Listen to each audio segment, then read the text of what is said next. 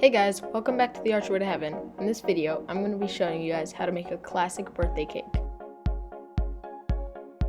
First off, I'm going to fill and crumb coat my 3 6-inch layers of my cake.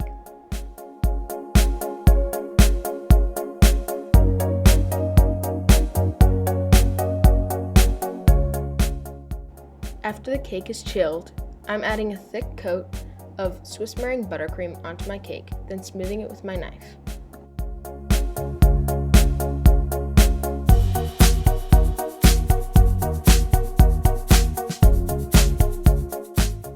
When I'm satisfied with the thickness of my frosting, I'm adding sprinkles onto the outside of the cake to really give it that birthday look.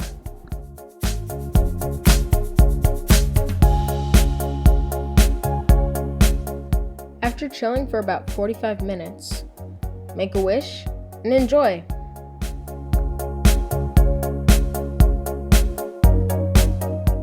I hope you guys loved the video. Please remember to like, comment, and subscribe.